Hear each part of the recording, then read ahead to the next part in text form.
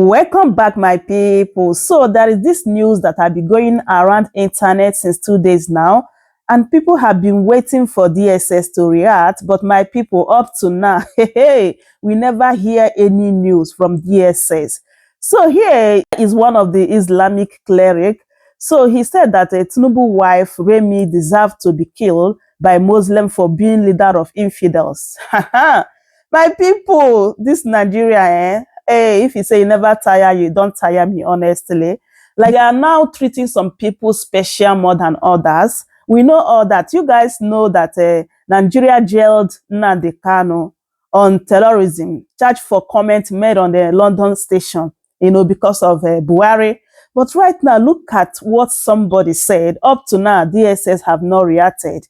So you guys are telling me now that there's some people that allow to say whatever they want to say in Nigeria, and there's people that are not allowed. And then you people will say that this is a one Nigeria. My people, let me not even talk too much.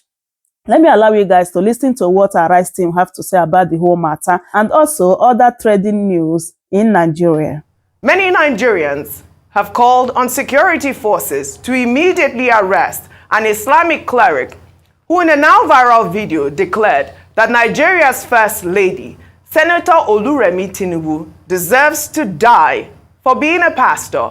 In the video, the cleric was heard saying the Muslim ticket, which brought President Bola Ahmed Tinubu into power, was a scam, and that his wife was an infidel. He went further to refer to the Quran without providing any chapter or verse of the Quran to back his claim. Well, let's take some reactions. Well, this person wrote, "This man clearly needs to be put behind bars, preaching violence, preaching ignorance, preaching hate.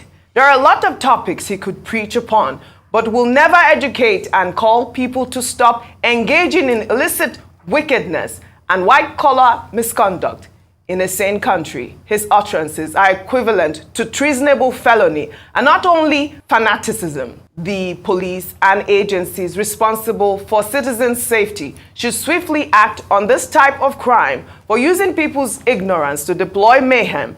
This is terror." Another Twitter user wrote, "A Muslim cleric was recorded calling for the killing of Remi Tinubu because she is a pastor and an infidel. Even though I do not support this government, this is a reach, and I expect the weight of the law to be visited on him. There is a reason why serious nations do not allow for this sort of inflammatory rhetoric woven into sermons. This must not be allowed to lie." I mean, this is the power of social media, really. This video was posted on Twitter yesterday or the day before, and it's gotten so many retweets. And we at Arise News are calling on the Nigerian government to look into this. I mean, when I read the transcription, the man there was saying that Remi Tinubu should be beheaded. Dr. Abati. Well, it's unbelievable. I can't believe it. You see, people use religion to divide the country. Religion is one of those fault lines within the Nigerian arrangement. And that somebody will have the temerity, the audacity, the confidence to go on social media, to go public and ask that the wife of the president be killed. I mean, it is the height of it. And I think that by now, the Department of State Services should have arrested this man for questioning. Yes. The police also should have arrested him because under the criminal code, he has committed offense. If you look at the criminal code, if you threaten to kill anybody under section 320 of the criminal code, you have committed a felony and you are liable to 7 years imprisonment. Under section 323, you also cannot make an attempt to kill anybody. It's not to talk of threatening that other people should go and kill somebody. Now again, Mrs. Remi Tinubu, everybody should realize this. He's a citizen with full rights under the Constitution of Nigeria. And those rights include the rights guaranteed under section 38 of the Constitution, which talks about freedom, thought, conscience, and religion. There's nothing that says that if your husband is a Muslim, you too should be a Muslim. Your husband can be a Muslim. In fact, you can be a traditionalist. It is your right under the Constitution. And as for his comment about Muslim ticket and all that, that's a political statement. We keep saying that the pulpit should not be used to make divisive, inflammatory, unacceptable remarks. And that's a duty. There is a body called NIREC. That's the Nigerian, the National Interreligious Council, which has leaders from every religion, and they meet regularly. You know, the leaders of both religions are there. I think it's about time that NIREC establish a task force to deal with, you know, clerics like this, whether Christian or Muslim, who make statements that will bring down the doctrine, you know, on both sides, and to stretch the matter further. I'm surprised that this Islamic cleric doesn't even know the Quran. And how he couldn't read. He was saying that Allah says anybody who is an infidel should be killed. The Quran and the Hadith, if you look at both the Quran and the Hadith, there's nothing like that there. I have copies of the Quran. So I'm not even just quoting anybody. I have copies of the Quran myself. See, it says that Islam is a religion of peace.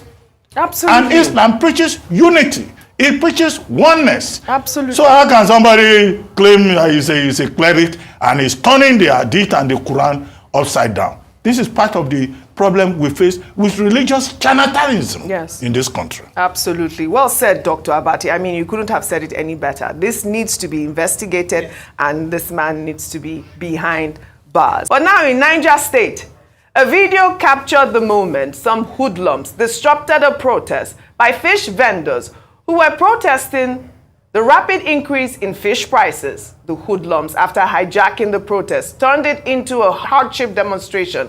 They also blocked food trucks along the Abuja-Kaduna road. Before long, they hijacked the trucks and started to steal food items, and hungry citizens joined in. Fight everywhere, palliative, palliative, palliative. Palliative. From Madara Ward. From Madara Ward. See, they run with the bag. Then they steal the bag. They don't steal them. See, palliative program. Auntie, you want? Take. Turn my own, turn my own. See children for grant. See everybody. Now they fight up and down. They see the run with the bag.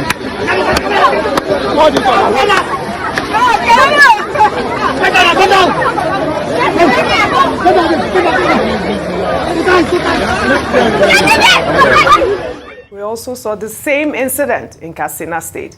Meanwhile, in the wake of revelations made by Vice President Kashim Shettima that the federal government has uncovered 32 routes used to smuggle food to neighboring countries, and complaints about the porosity of Nigeria's borders, investigative journalist Fishayo Shoyombo, in a 16-minute documentary, attempted to illegally import 100 bags of rice from the Republic of Benin into Nigeria. Soyombo showed how he succeeded without security resistance and how he worked with information from the Nigeria Customs Service, who betrayed patrol teams. The documentary also uncovered an alleged notorious smuggler, Ibrahim Dende, a hotel owner in Ogun State, who is also known as Ilaro's biggest smuggler. IBD Dende, as he is fondly called, is said to have numerous allies in politics and the media, and has averted persecution because of his proximity to power. While rice smugglers who bribe custom officials get killed, the likes of Ibrahim Dende Egungbohun, the founder of IBD Hotel, is widely known as Ilaro's biggest smuggler, continues to expand his coast, helped by his proximity to power and the influence he has amassed with his filthy wealth, more commonly known as IBD Dende. His hotel, IBD International Hotels Ilaro, is well known to have been built with proceeds of smuggling. Dende has been arrested for smuggling multiple times, but on each occasion he emerged unscathed. So what did Dende smuggle? Rufai, I'll start with you. I mean, I start with the IDB Dende story to start with. You saw IBD Dende. IBD Dende. Oh, you've heard the songs.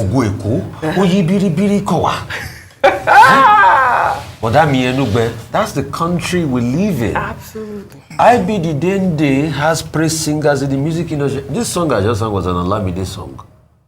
IBD Dende, Afunima Wube. was on the Lamide song. So look at the kind of people we praise in our society. Look at what that report said about him. He has a right to respond. Absolutely. To it. And the customs also have a right to respond. What is going on as regards smuggling in Laro? But we have a big firewall ecosystem. And when we are hearing stories about people being connected to the highest level, you know, there was also a story about names being seen on those that went to COP. Yes, saw that.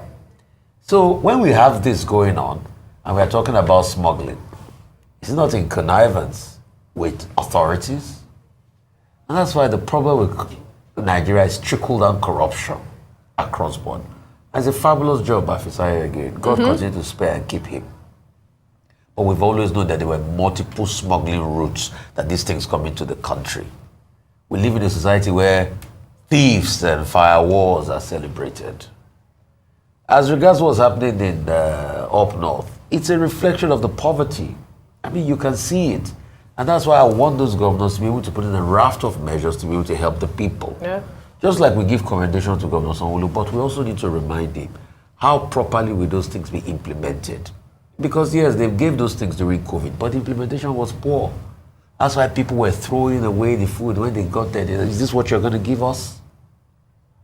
The soup kitchen is an idea we've always constantly talked about. Yeah, here. we've always talked about the soup But kitchen. the question is, how are they going to run them effectively? Were you in Lagos? Were you around when they were doing the soup kitchen during the COVID? Yes, I was. Yeah. How was that? It was, well, it had some controversies around that. And that's why he actually mentioned, Governor Sanwo-Olu said they were not doing the soup kitchen idea. Okay. They were moving away to this, working with the Mama Put. But when you finish, and in all fairness, the Mama Put something did work, because I saw some people that individually did the Mama Put thing, that you just go there, they pay a certain amount. What's this guy's name on social? Obi Franklin, there was what he did like that.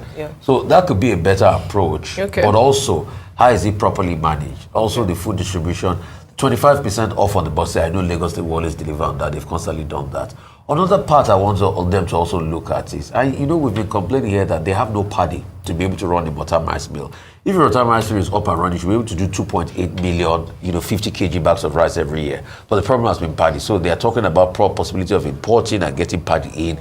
That's good. Also, the free healthcare and other measures, that's good. But Governor Sanwo-Olu should also do more for the people, because the people actually need more at this point in time. And the Sunday markets, yes, that's another good one, but it has to be properly run. I hear there's a cap on what you can buy, I think 25,000 threshold, so that people will not come and monopolize it. I'm excited about that. But we should also do more. And kudos to the other governors too. A fabulous job done by Dr. Abati yesterday. Yes. But also, the cleric story is a sad indication of how low our country has become. But I would also blame it largely on the politicians. Yeah. They are the ones that bring a lot of religion into politics because they want to use it and favor them. Let's not forget. And we condemn that. I condemn that cleric in totality. I think the government should go after him. But let's not forget, we've had other clerics make more incendiary statements. I don't do anything to them. We have the Sheikh Gumis of this world. What was the need for getting 40 bishops to endorse candidate Tinubu then, or aspirant Tinubu then? The episode of the 40 bishops, just to be able to justify a Muslim ticket. They are the ones making mockery of religion, and they are the ones that are giving impetus to people like this to be able to say all sorts of incendiary things like this. So the politicians too should watch it. Absolutely. That man needs to be picked up immediately. Yes, immediately. I was going to just add to that as well, to say that beyond him being picked up, because Dr. Abati made a very good point. Yes. The thing is that people are impressionable, and a number of people would have heard this sermon or this his message and just taking it hook, line and sinker without doing their own personal research and believe what he says, and that's how people are radicalized. I believe that beyond the government action, and I think that's critical, religious leaders, Muslim leaders themselves should stand up and speak against it and say that this is not the religion that we practice, and this is not who we are. It is given a bad name to the religion, it is a bad reputation to Islam, and I believe that because I haven't heard a lot of them come out to condemn and say this is falsehood. Maybe I'm sure they've started saying that, but religious leaders, Muslim leaders ought to also come out to denounce that statement and say that is not who we are and that's not what we practice. My people, you guys can see what is happening in Nigeria. Like every day by day is only ugly news we keep hearing. even the so-called smugglers, you guys can see that even federal government, they are involved. So, hey, how are they going to make this into work in Nigeria? While our so-called leaders are involved in many crimes in Nigeria. Like, my people, this matter don't tire me, honestly. Please, I would love you guys to leave your thoughts in the comment section. What they think about what Rufai, Dr. Abad, and others said in this issue. So leave your thoughts in the comment section. And if today is your first time, please don't forget to subscribe for more updates. Like this video, share it as well. I will see you guys in my next one. Thanks so much for watching, and goodbye for now.